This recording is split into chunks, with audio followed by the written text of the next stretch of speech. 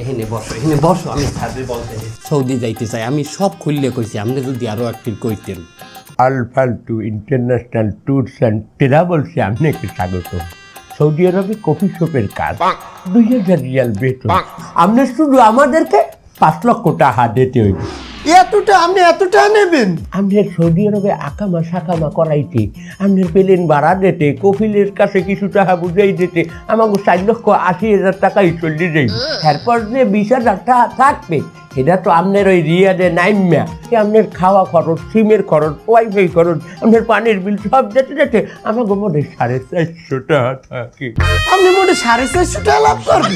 ওরে বাপু, জীবনে অনেক মানের গোয়া মারিয়ে টাকা ইনকাম করছি, আর লাগে না। গোয়া না দোয়া। জীবনে অনেক মানের দোয়ায় টাকা ইনকাম করছি, আর লাগে না। এখন শুধু তোমার গোয়াটা মারাই বাকি, গোয়া না দোয়া। তোমার দোয়া পাওয়াই বাকি। স্যার আমার কি পাঠাইতে পারবেন আপনি? এই চাকরি তুই কিছু কও নাই? আর কইছি তো আপনার আমি কইছি না যে দুবাইতে পৃথিবীর সবচেয়ে বড় বিল্ডিংটা যেটা বুর্জ খলিফা মাথা উঁচা করে দাঁড়াই রয়েছে, বুঝলো হয়তো বুর্জ খলিফা, সেই বুর্জ খলিফার মতোই আমাদের 1000 কর্মী পাঠাইছে মাথা উঁচা করে কাজ করতে। সবাই গোয়া আমি মার, দোয়া। সবাই দোয়ায় আমি পাঠাইছি।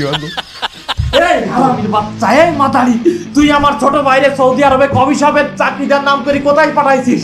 আমি কি না, আমি কি তো ঠিক চিনলাম না। এই দেখে আমার ভাই যে কত কষ্টে আছে বালির মধ্যে, এই দেখে এই ভিডিও কলে দেখ।